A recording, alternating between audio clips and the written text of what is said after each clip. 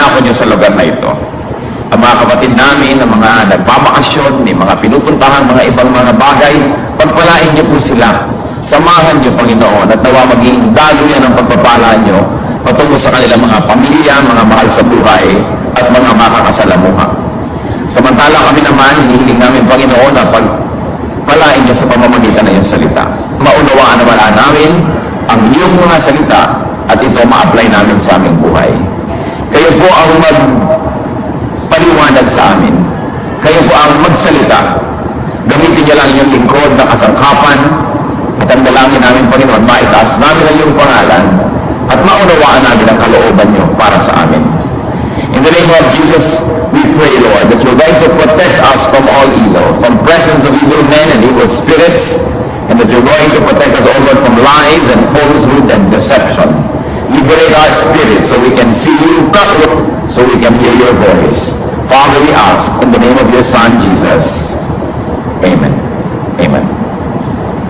Ang walang kamatayan kong Matthew chapter 6, ang ating babasahin ngayon, paulit-ulit ay tinuturo, pero parang ang hirap tablan ng mga anak ng Diyos. Matthew 6, 25 to 34. At ang Panginoon Jesus po ang nagsasalita rito. Therefore I tell you, do not worry about your life, what you will eat or drink, or about your body, what you will wear. Is that life more important than food, and the body more important than clothes?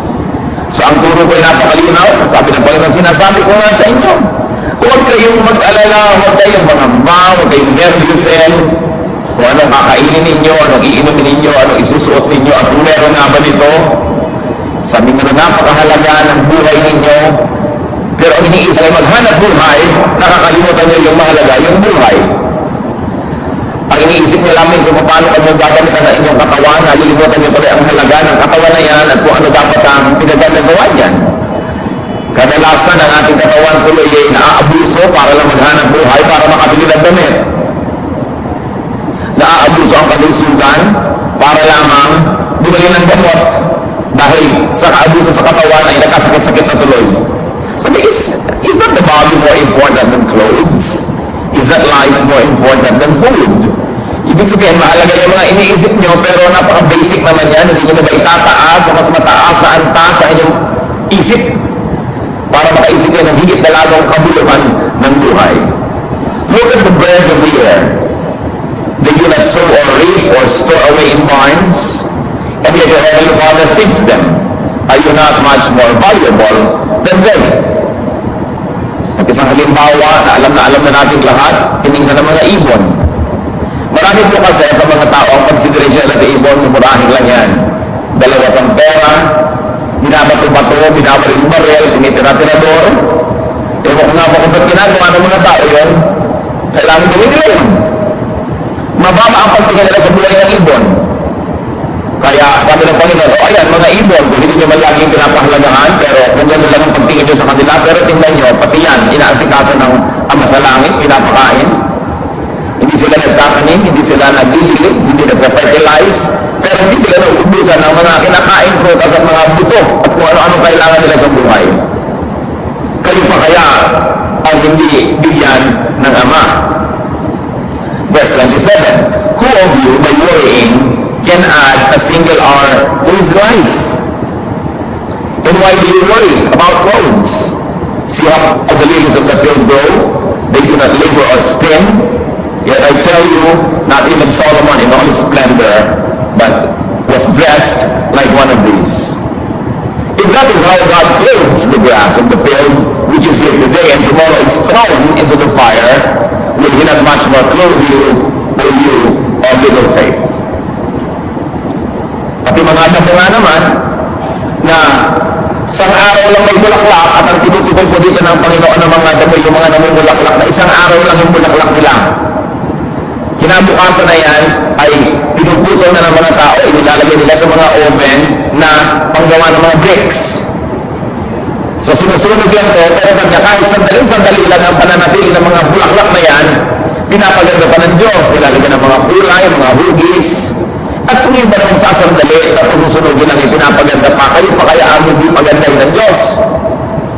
Nanilikan sa kanyang wangis. Kayo ba kaya ang hindi niya asikasuhin? Sabi ko, nagpampihira naman kayo, napakaliit ang pananalig nyo. Nakita niyo yung mga tinatapak-tapakan nilang damo, pinapaganda pa ng Diyos. Yung binabato-bato yung ibon, pinapakain. Kayo pa kaya? Verse 31. So do not worry, saying, what shall we eat, or what shall we drink, or what shall we wear? For the pagans run after all these things, and your heavenly Father knows that you need them. Sabi niya, hindi bagay sa inyong mag-alala. Ngayon, alin ko na yung mga pagano, mga walang pananalig, mga hindi nakakakilala sa Diyos, pwede sila mag-alala kasi hindi nila alam kung saan sila sasandal, kung sino ang sasandalan nila, pero kayo ba naman gagayahin nyo pa sila? Alam na alam ng Ama sa Langit ang lahat ng inyong mga pangangailangan. At dahil mahilig din lang kayo mag-alala, ba't hindi ito ang inyong isipin? Verse 33, seek first His kingdom and His righteousness, and all these things will be given to you as well. Therefore, do not worry about tomorrow, for tomorrow will worry about itself. Each day has enough trouble of its own. At makikita niyo po mga kapatid na ito isa sa mga very distinct teachings ni Lord. Yung here and now. So don't worry about tomorrow. Tomorrow will worry about itself. Pagdating ng bukas, nandun pa rin ang Diyos. Yung ngayon ang isipin mo. Hindi naman ibig sabihin, huwag ka na magplano para bukas, huwag ka na mag-save ni konti, pero huwag kang mag-alala. Walang mangyayari sa pag-aalala mo, dahil hindi pa naman nakakarating yung bukas, wala ka pang magagawa tungkol doon, sabat hindi mo nalang harapin yung ngayon. Each day has enough trouble of its own. At kung hinimayin po natin ang turo na ito, let's take a look at the cause of worry. Ano ba yung pinagmumula ng pag-aalala? Needs. Ang ating mga pangangailangan. And the Lord specified need for food, for drink, for clothes. Mga basic things para mabuhay. In other words, in today's cash economy, money ang ibig sabihin yan. Pag-aalala sa pera, pera, pera. And everything else associated with getting, having, keeping, and multiplying money. So mag-aalala ka magkapera, pag may pera ka na, nag-aalala ka na huwag manakaw yun. At pag hindi na nanakaw, nag-aalala kang tumubo, yun ang marami, dapat kumita yun. Puro pag-aalala. Sabi ng Lord, props lang yan sa buhay, pero hindi kayo nabubuhay para dyan. Dapat lumampas kayo na yan ang iniisip para makarating ang isip niya sa higit lalong matatayog ng mga bagay na siyang lalong dapat pagtuunan ng kahulugan ng buhay. But people worry about business and employment and savings and investment and security. Now, what is the fruit of worry, which is the heart of the teaching? Ano ngayon ang nagiging bunga ng pag-aalalang sobra at pamamroblema?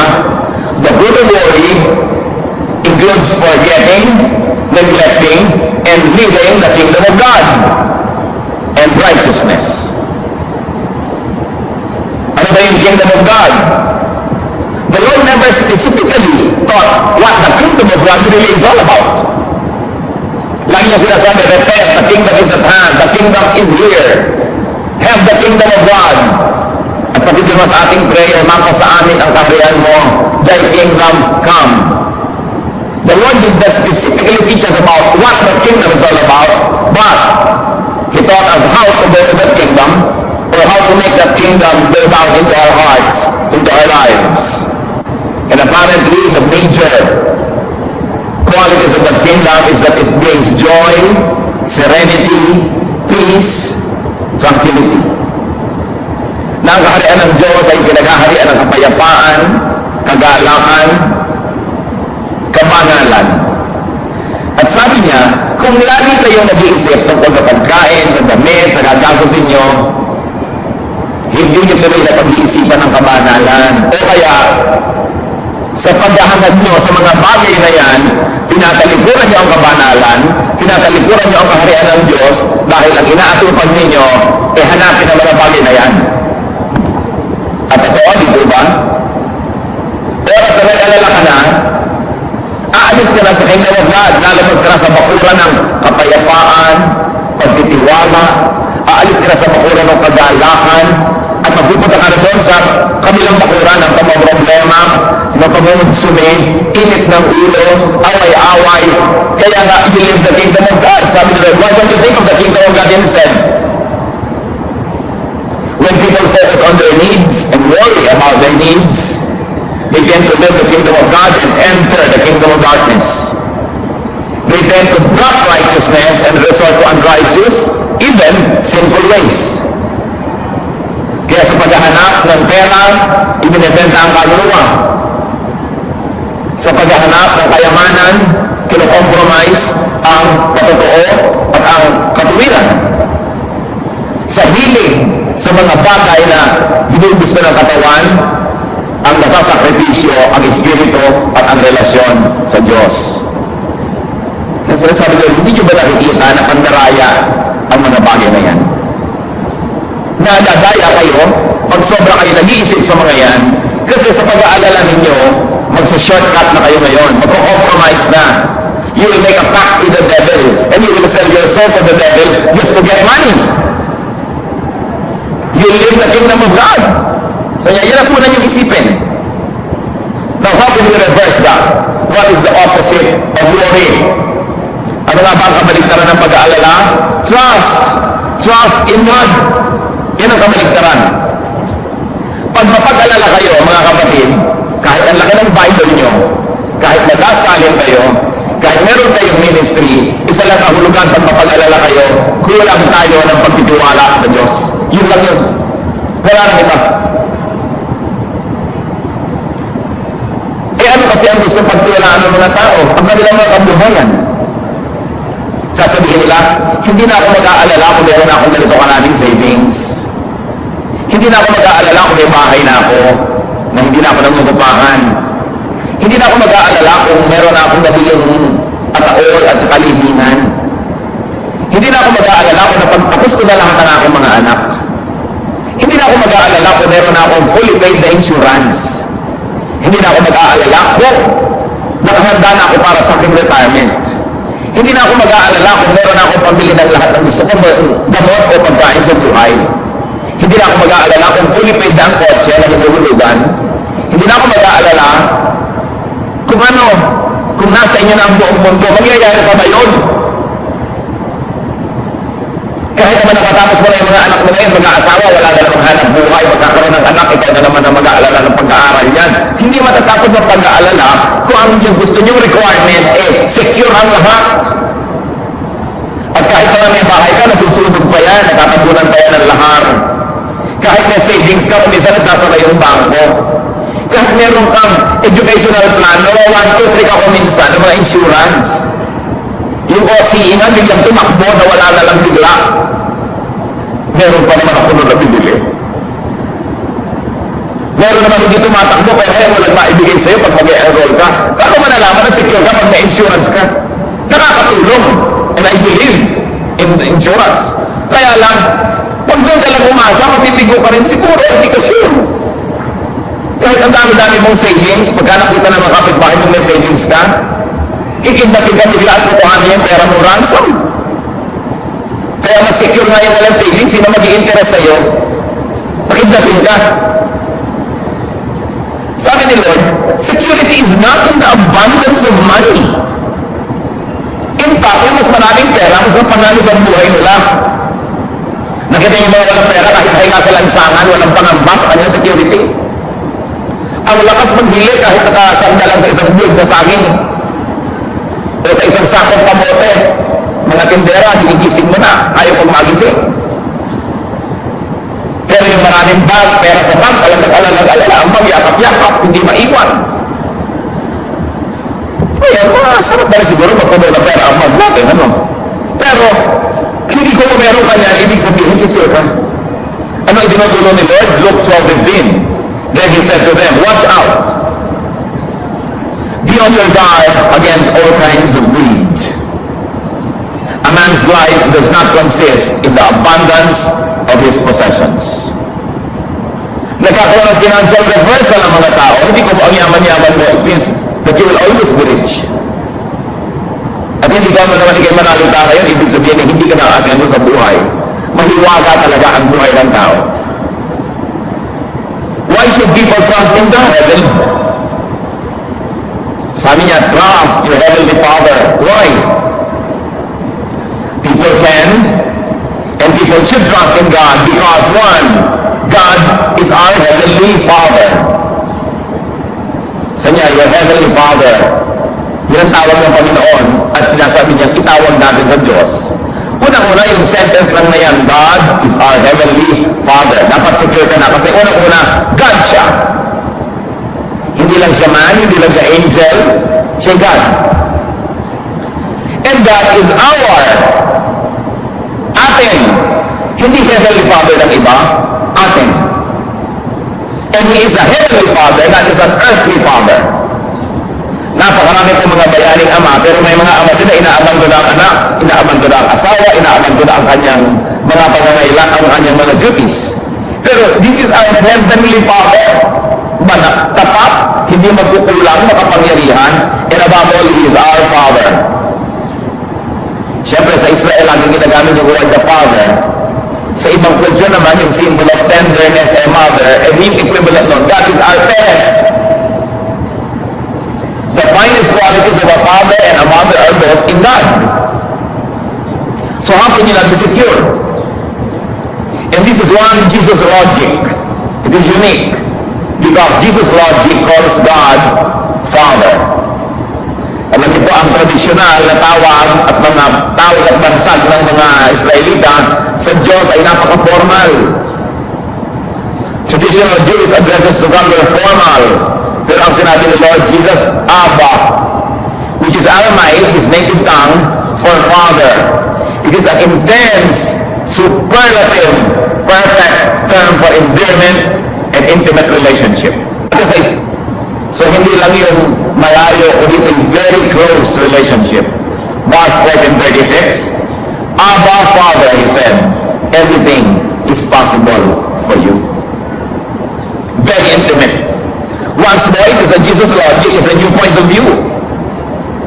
Dati sa Israel, ang layo-layo ng tawag sa Diyos, nanginginig silang banggitin man lang ang pangalan. Pero sabi ni Lord, call him Abba. Very close, very intimate. So do not be afraid of new things and new ways at looking at old things. Dahil ang Panginoon, ang dinala niya mga new perspectives. Pati Christianity ngayon, 2,000 years old na, kailangan natin ng mga new perspectives, mga bagong pananaw sa mga dating nandyan ang mga bagay. Hindi mo binabago ang tinitingnan, pero nagbabago ang paraan ng iyong pagtingin. Sapagkat may mga hinihingi ang ating panahon. People can and should trust God because God provides even for birds. Yan ang logic. Because God provides even for plants. Yung ibon at yung halaman na walang kaluluwa, walang espiritu, inaalagaan, ikaw pa kaya. Sa katunayan, hindi siguro kalabisang isipin, mga kapatid, na inaalagaan nga ang mga ibon, ang mga hayop, ang mga halaman, alang-alang sa tao, para sa tao, para ma-enjoy niya yung garden of God, yung beauty, yung supply, yung abundance. Nakita niyo pati mga kabayo natutunang sakyan ng tao. Ang mga kalabaw, pinag-aararo. Ang mga aso, pinagbabantay. Nakita niyo kung paano ang lahat ng creation ibibigay ng Panginoon sa tao para pakinabangan. Mga unggoy, pinanghihimuto. Maraming serbisyo ang mga hayop. No? Ang dami-dami nilang serbisyo. Nakita niyo pati mga aso dyan sa North Pole na paghihila nila ng mga gamit. Ang mga elepante na pagbubuhat ng troso. At kung gusto ng tao maligayahan, pinatutungtong pa sa bola, pati elepante. So, nakaikot sa tao ang lahat. Sabi, kung yung mga yan inaalagaan, ikaw pa kaya na nasa kalagitnaan ng lahat-lahat na pinagbilinan, that you're going to manage the garden, that you're going to be in the center of creation. Umiikot sa'yo, ikaw ang binigyan ng custody ng pamamahala sa lahat. Ikaw pa kaya ngayon ang mapabayaan.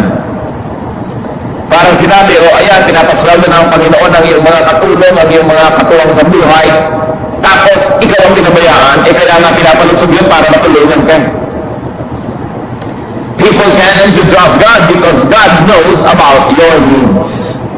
Yan ang sabi ni Lord, your Heavenly Father knows Matthew 6:32.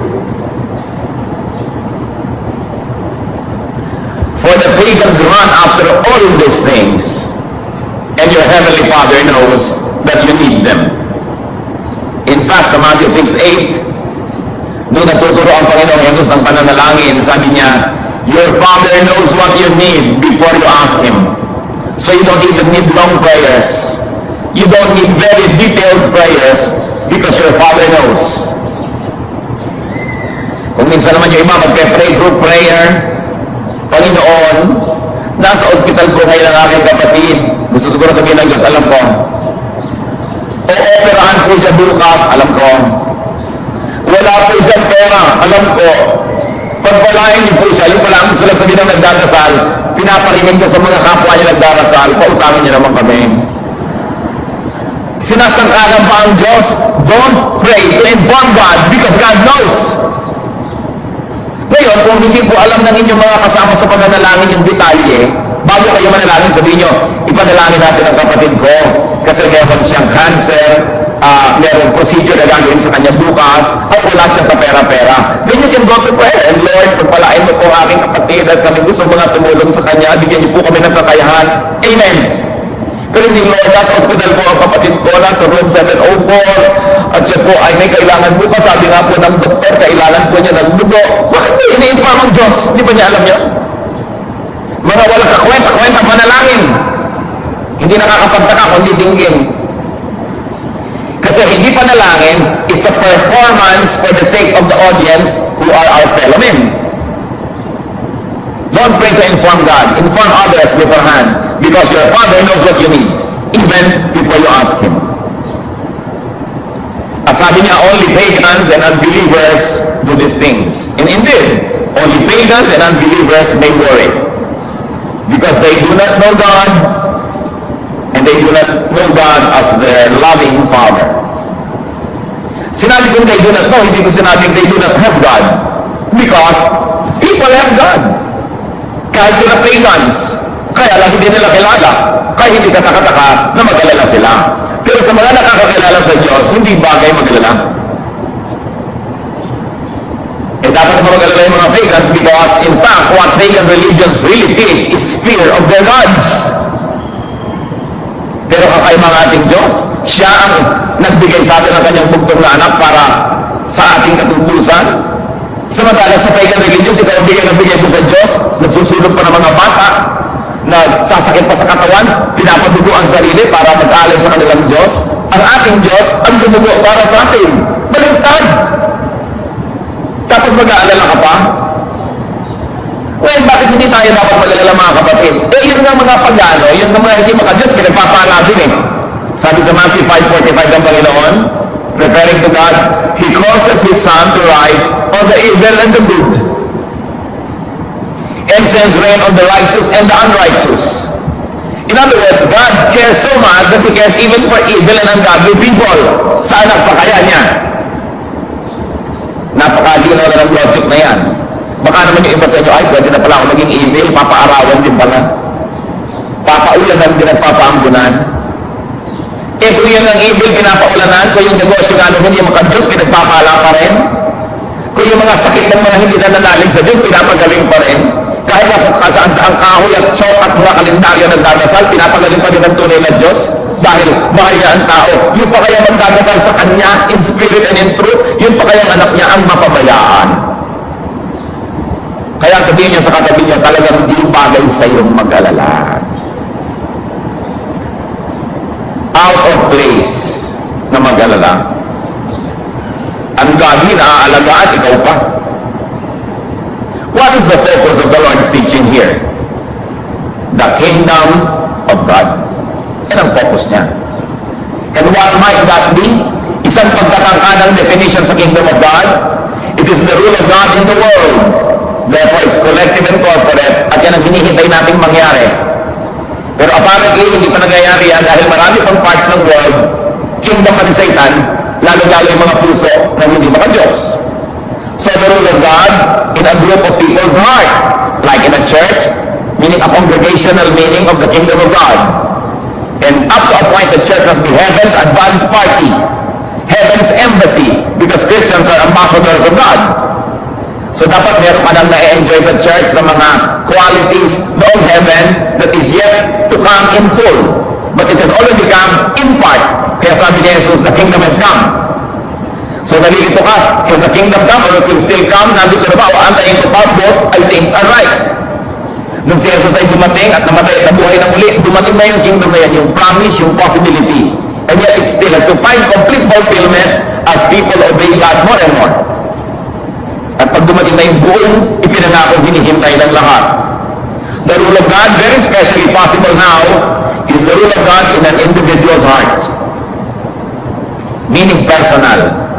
So may pang buong planeta, buong sangkatauhan na kingdom of God na hinihintay pa natin. Meron naman na congregational na maaaring mangyari na sa mga grupo ng mga mananampalataya at very especially pwede na mangyari yung personal na karanasan ng kingdom of God na si Jesus ay nagahari sa iyong puso, ang Diyos ay nananahan sa iyong puso, ang katawan may templo ng Espiritong Banal, well, the kingdom of God has come to you. Although at varying degrees depending on our commitment to the Christ and our obedience to Him. Kaya may mga taong mas panatag kaysa sa iba. Hindi ibig sabihin, mas mapera.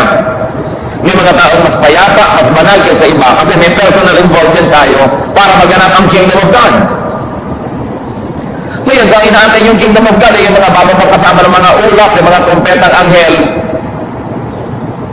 eh matagal lang inaantay ng mga tao yun. Kung yan lang lagi ang aantay ninyo, and you will put everything on hold for that, you will not enjoy the kingdom of God that is already available na sinasabi ni Lord, it has come.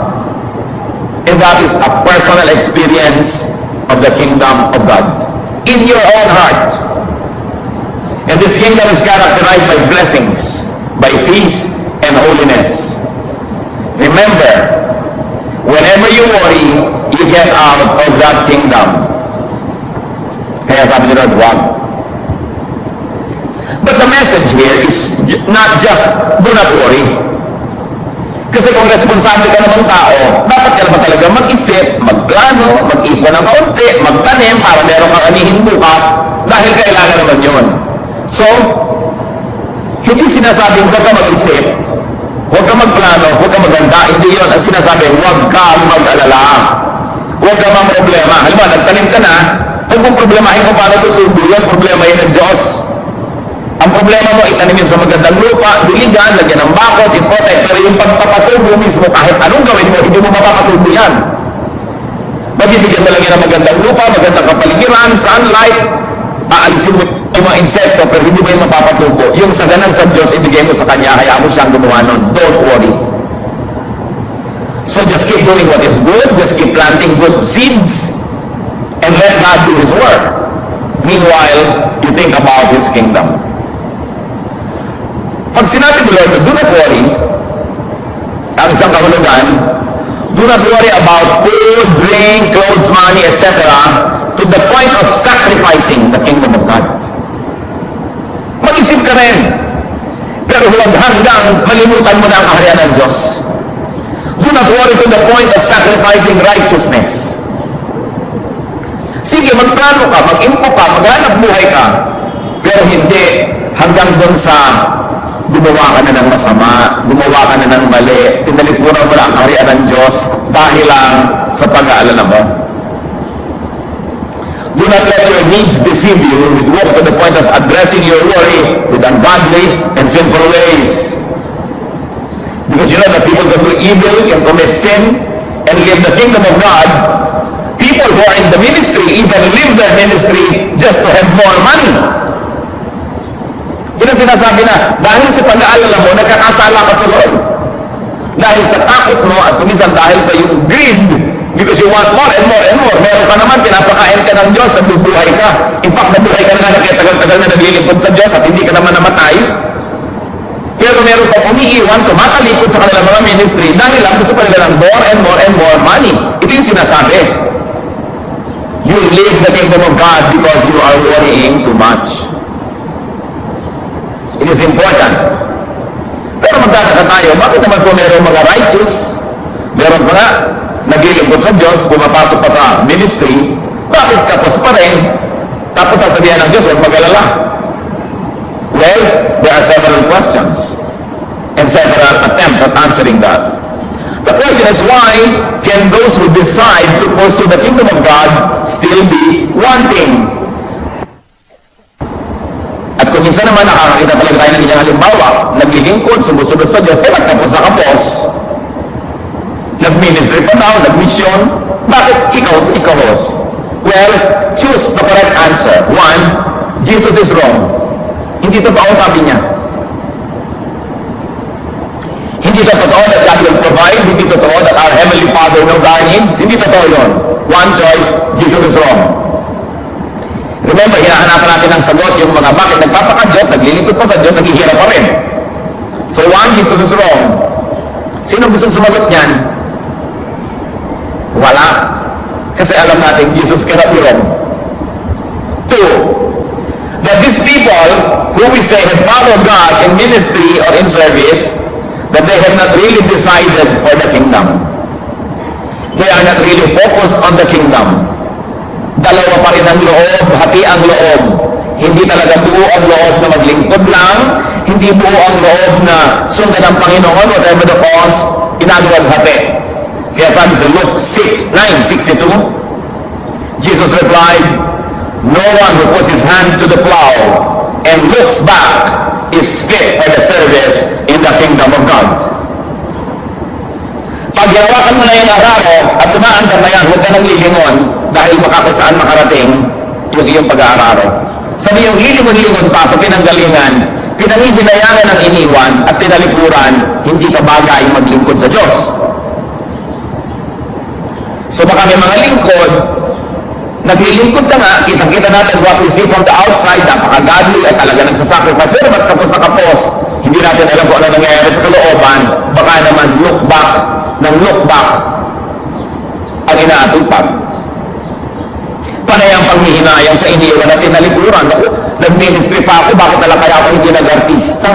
Nag-ministry pa ako, bakit hindi nalang kaya ako nag-negosyo? Ang dami-dami kong pinalampas na opportunity sa secular world para maglingkod dito. Mukmuk ng mukmuk. Kaya siguro hindi mapagpala kasi hindi buwang loob. Alam niyo po, ang Diyos ayaw niya nung palingon-lingon pa sa pinanggalingan kung nag-decide ka ng susunod. Nakita niyo ang asawa ni Lot? Pasasabugin ng Sodom? Iniligtas sila ng Diyos. Sige, takbo kayo, takbo. Sasabog ang syudad na ito. At nagtakbuhan sila sa malayo. Pero nung sumabog, anong ginawa ng asawa ni Lot? Tumigil sa pagtakbo at lumingon. Nang hinayang siya sa iniwan niyang syudad, siguro sa kanyang mga kaibigan, sa kanyang bahay, na marami sigurong mga gamit, may pressure cooker, nang hinayang siya sa kanyang microwave oven, nang hinayang siya sa kanyang iiwan. At ano sabi ng Biblia nangyari sa babae nito? She became a pillar of salt. Naging isang haligi ng asin dahil lumingon. Tumakbo na, umalis na sa Sodom, nandun na sa bandang lugar na safe na, lumilingon pa. Gano'ng karami? Sa naglilingkod sa Diyos, ang lingon pa ng lingon. Nagpaka-Kristiyano ka na, tinanggap mo na si Jesus sa Panginoon tagapagligtas, tapos nanghihinayang ka pa sa dati mong daigdig. Nanghihinayang ka pa sa dati mong na-enjoy bilang anak na tabi-luman. At nanghihinayang pa tayo sa maraming mga bagay na sabi natin, ako, kung hindi lang sana ako naging Kristiyano, magagawa ko ito. Kung hindi ako naglilingkod sa Diyos, mas marami lang kinita ko. So don't expect to be blessed. Kaya kung nagpaka-Kristiyano na rin lang, wala nang lingunan, dibdibin. Hindi katulad ng mga iba na magme-minister tapos kwenta ng kwenta sa mga nalugi sa kanila dahil sa kingdom of God, ang magituusin yung kanilang naging mga ganansya dahil sila ay anak ng Diyos.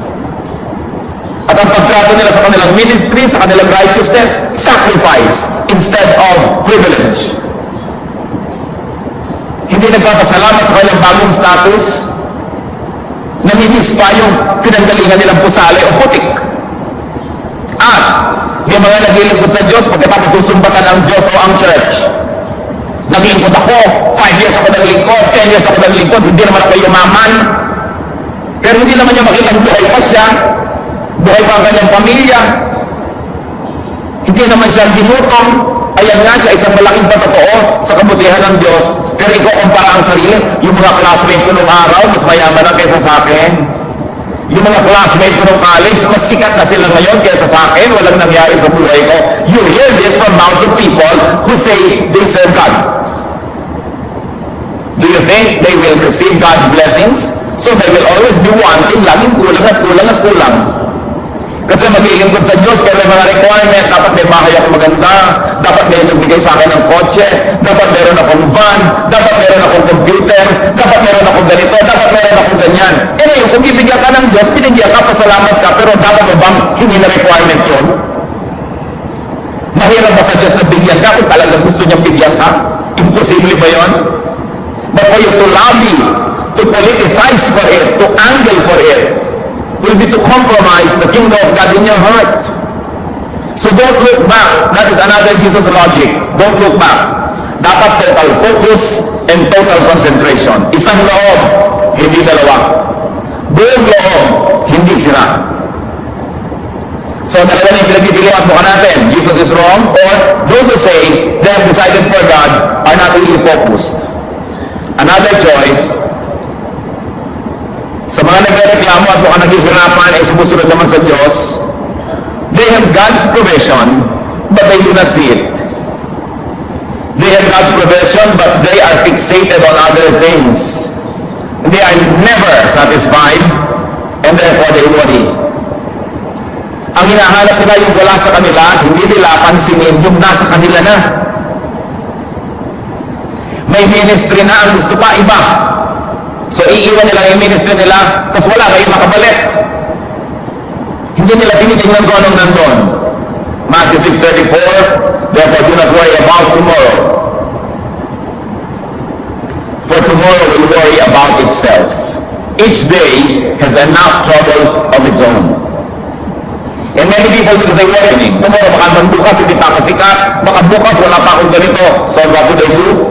They neglect the kingdom of God in their hearts. And all the more that they lose blessings.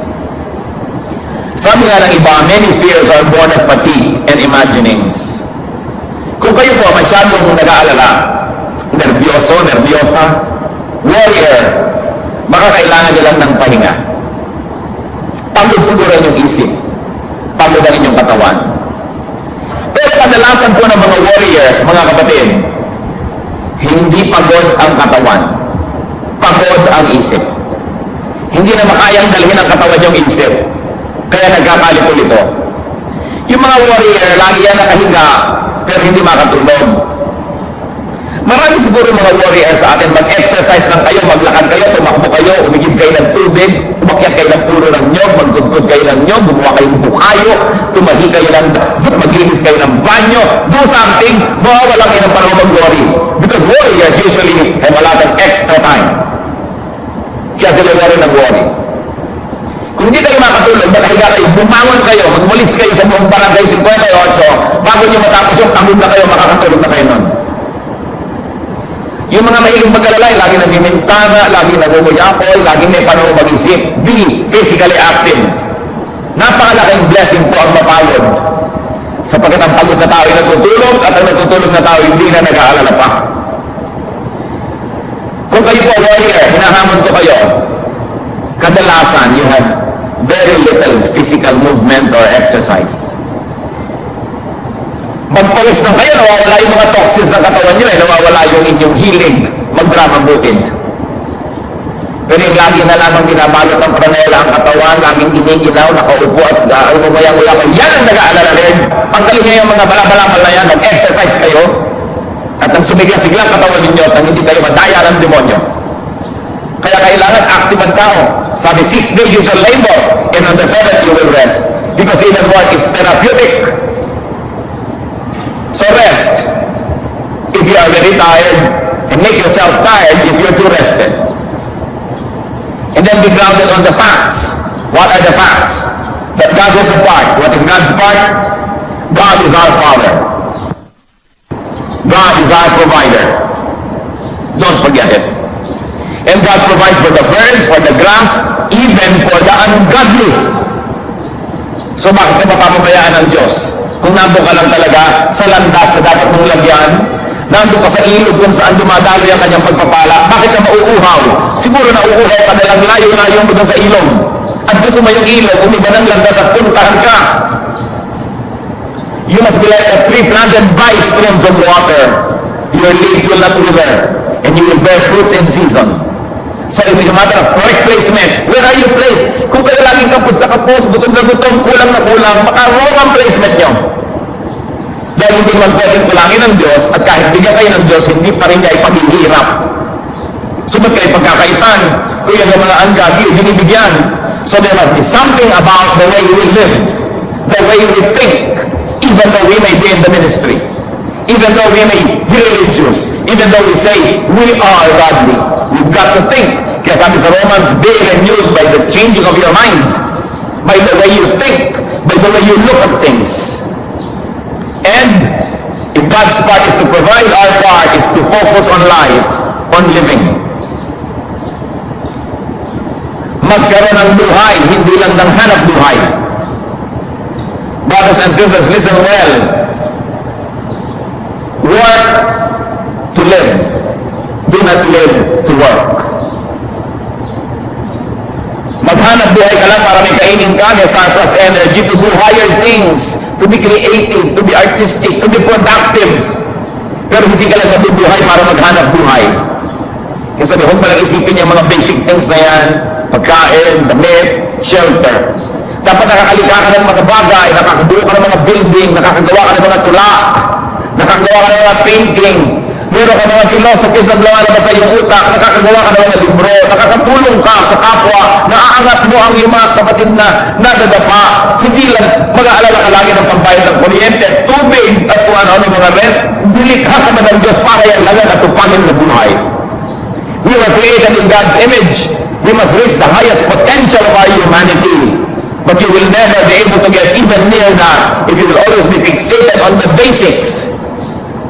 You've got to graduate from that. At alam natin, the Lord will provide. The Lord is God. The Lord is our Father. The Lord is in heaven. So if it's not happening, it's not that something is wrong with God. It's probable that something's wrong with the way we live. Something's wrong with the way we think. That's why we have to change the way we think. Sino sa inyo ang nanonood ng mga National Geographic o yung mga ganyan mga palabas sa Discovery Channel? Pati nga na kamay ninyo. Iiwag-iwag nyo nang makita natin lahat. Ayan, marami. Nakikita nyo ang pinakamatayog na hangarin ng mga sawa? Ano? Lulukin ka. Ang pinakamatayog na hangarin ng leyon, kainin ka. Ang pinakamatayog na hangarin ng mga buhaya, kagating ka, kainin. Ganun din yung pating. Ngayon, yung mga ibang hayop naman, ang pinakamatayog nilang hangarin, huwag makain, makatakbo, makapipad, makatakas. Yung buong buhay, iniisip mo lang yung makakain ka at huwag kang makain ng iba, panghayop lang yun. Hindi yung pang tao. So hindi buong buhay, iisipin lang ano kakainin mo, huwag kang makain ng iba, huwag kang maisahan. Dapat nakakalampas tayo doon to a creative, beautiful, productive humanity. And it happens when we remember who God is, and when we trust in Him, and when we live according to His teachings. Nalulungkot po ako pagka nakakakita ko ng mga tao na ang tanda-tanda, namatay. Tapos alam mo na sa kanyang buong buhay, hindi man lang nakalasap ng ginhawa. Hindi man lang nakalasap na tumingin sa mga magagandang tanawin. O maglakbay. O magbasa ng magandang libro. O manood ng isang magandang palabas. O makapagsuot kaya ng napakagandang damit, kumain ng kasarap na pagkain. Parang nadaya ang tao ito pag hindi nangyari yan sa kanyang buhay. Ipinanganak sa hirap, lumaki sa hirap, namatay sa hirap. Yan kaya ang kalooban ng Diyos sa atin? I don't think so. Kaya tayo pag may ginhawa, tayong may kaunting kayamanan, may kaunting kapangyarihan at lakas, dapat ginagamit din natin sa pagtulong sa iba para makaahon sila. Kung meron kang kayang pag-aralin mo. Kung meron kang kayang pahiramin ng puhunan o bigyan ng puhunan, bigyan mo para magka-chance. Because that's what many people just need, a chance, an opportunity. And this is what God gives. Pero ang daming tao, yung mentality nila, hindi nakabagay doon. Kahit sila religyoso. Kaya mahalaga suriin, ano ba talaga ang kaharian ng Diyos? Anong ibig sabihin ng kingdom of God? Yung magtiis ka ngayon at magantay ka na lang ng langit? O pwede bang magkalangit ngayon at may darating pa uling langit? Sabi ni Lord, the kingdom has come. So dapat may langit dito sa loob ng puso at may langit na tayo inaantay. Saan ka man mapunta? Langit. Kaya to live is Christ, to die is gain. Ang daming dapat pag-iisip na gawin ng mga Kristiyano, hindi lang magkakahaleluya at magtatalon. Dapat nating unawain kung ano talaga itinuturo ng Biblia, ano itinuturo ng Jesus. So mabuhay tayo, huwag lang maghanap buhay. Gawin natin goal, lampasan yun. Huwag mag-gusto lang leon o ahas o hayop, puro pagkain lang ang iniisip. And instead of, and more than focusing on material things, focus on the kingdom of God. Focus on righteousness, on holiness. Sabi, unahin ninyo ang kaharian ng Diyos. At lahat naman ang iniisip nyo yan, idadagdag din sa inyo. Pero huwag na yan ang unahin nyo. Do you worry about being godly or about being fed and dressed? Learn progressive contentment, meaning strive for improvement, but you have to enjoy and be contented with the present, with what is here now, with the supply now, and still strive so that you might have more. But whatever you have now, learn to enjoy it and don't complain. But keep doing more, keep doing good, but learn to enjoy what is here. Yan ang tatawag natin progressive contentment. Hindi lang basta contentment, kundi may progress yan. Later on, may iba ka ng magiging contentment kasi may iba ka ng mga nagiging possibilities. Pero huwag na huwag isa-sacrifice ang kingdom of God at righteousness para lang sa pera. 1 Timothy 6, 6-10. But godliness with contentment is great gain. For we brought nothing into the world, and we can take nothing out of it. But if we have food and clothing, we will be content with that. People who want to get rich fall into temptation and a trap and into many foolish and harmful desires that plunge men into ruin and destruction. Read aloud, church, verse 10. For the love of money is the root of all kinds of evil. Some people eager for money have wandered from the faith and pierced themselves with many griefs. Beautiful parting words from 1 Timothy 6, 6-10. Kung makadiyos ka, turuan mo ang sarili mo na maging kontento. Hindi kontentong walang ambisyon. Hindi kontentong walang tinanim, walang iniimpo. Kundi, ginagawa mo ang lahat.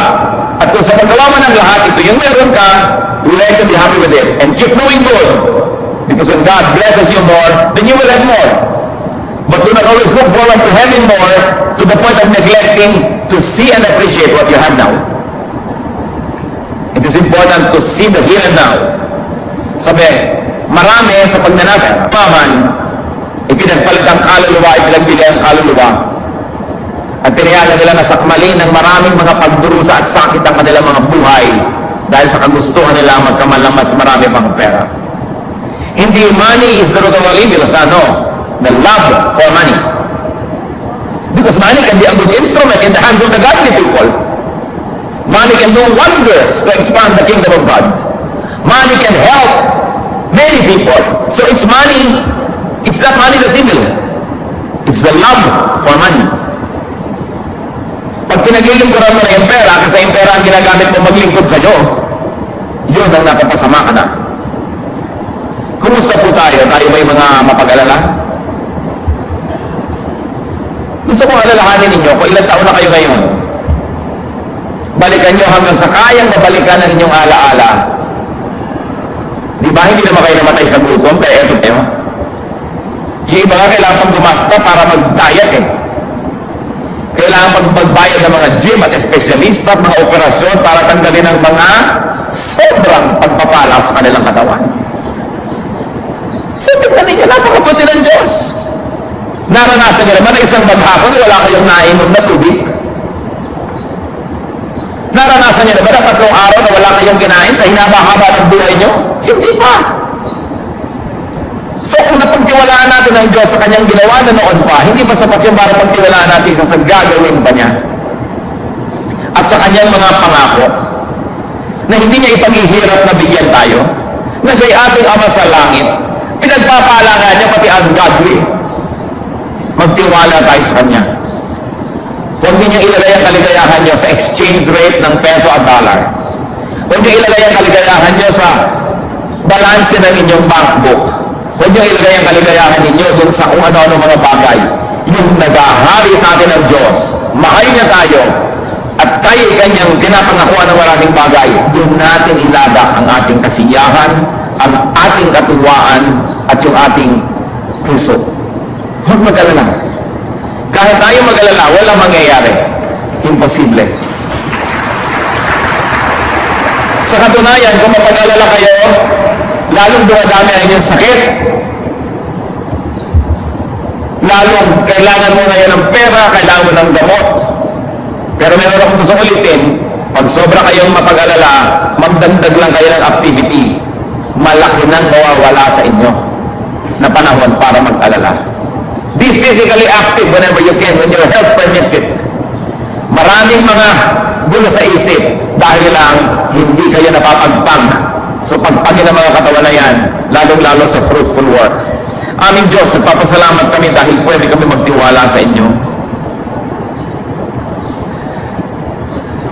Turuan niyo kami magtiwala at nang sa ganun huwag kaming mabiktima ng pag-aalala. At huwag kaming madaya ng pag-aalala na pati kaluluwa namin ay sakta namin para lang mahanap namin yung mga akala namin will make us secure, will secure us. Give us discernment so that we may not be deceived into doing unrighteous acts just to have more money. Kundi ang unahin namin ang inyong kabutihan na sabi niyo naman, ang lahat ng ito ay idadagdag niyo rin sa aming buhay. Unahin namin ang paglilingkod sa iyo, unahin namin ang kabanalan, unahin namin ang kabutihan. Hindi lang magkamal ng ganito, magkaroon ng ganon. Tulad nakakagawa kami ng mga bagay na unethical, bagay na sinful and unrighteous dahil lang nag-aabol kami ng mga bagay na ito. Ipaalala niyo sa amin. Habang lakay na kayo, kung nais ko pong manalangin, kung meron talaga tayong mga kapatid na ika-classify nyo ang sarili nyo na mapag-alala, you are a warrior. Tuloy, hindi kayo nagkakaroon ng kapayapaan, enjoyment, peace. We're going to pray. I believe in the power of prayer and God is here. I like to pray for you. Sino po ang warrior? Tumayo kayo, ipagtatanangin natin sa Diyos na pagbigyan kayo ng kaliwanagan na mawala yan sa inyong isip. Praise God. Sino pa ang nais masabi, Lord, ayan po ako warrior. Lagi nag-aalala, lagi nag-iisip. Lagi na lang nadadaya, tuloy, hindi makatulog, nawawala ng saya, natatakot, nalulungkot. Kung minsan naiinggit pa sa kapwa dahil meron sinong wala ako. Sino pa po ang warriors? Mananalangin tayo. God is here and God will answer our prayer. God heals. Sabi niya, ask and it will be given you.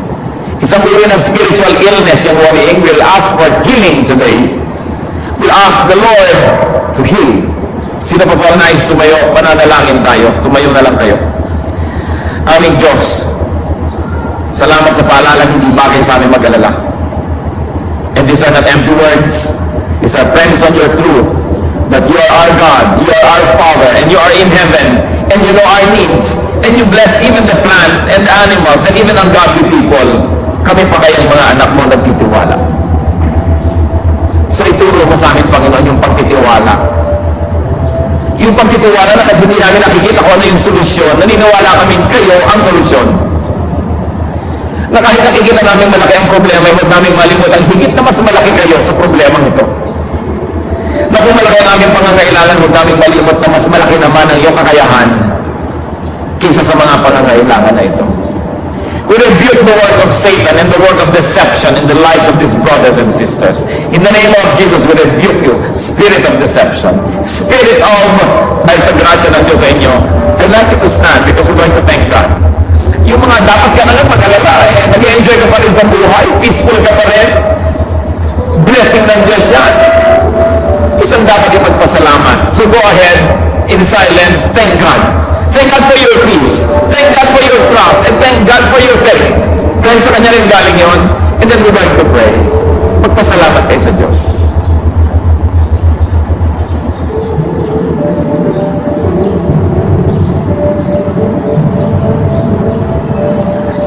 Panginoon, magalak po kayo sa pagtayo ng mga anak nyo. Kinikilala na kung sila may payapa, tahimik, hindi dahil wala silang problema. biyaya, ginagawa mong malinaw sa kanila na nandyan kayo. Na pwede kaming manalig, pwede kaming magtiwala, at pwede kaming sumaya kahit may problema. Pwede kaming bumiti kahit may mga bayarin. Pwede kaming manalig at magtiwala kahit hindi namin alam ang solusyon dahil alam namin kayo ang solusyon. Salamat sa pananalig na ibinibigay mo sa mga anak na ito. Salamat sa kaliwanagan at pagtitiwala. At salamat din, Panginoon, sa kanilang sariling kalooban na magtiwala sa inyo. We know, God, that it's a partnership between you and your children. So you allow them and give them faith, but we also have to allow ourselves to receive and have and exercise that faith. Lord, narito ang pagtayo ng iyong mga anak, patotoo sa grasya na ito. Nawa, yung mga tumayo kaninang nakaupo ngayon, tanggapin din nila mula sa iyo. Ngayon din, Panginoon, at sa lahat ng araw pang darating, yung pagpapalang ipinagpapasalamat niya ng mga nakatayo. At nasa ganun, maging isa talaga kami sa puso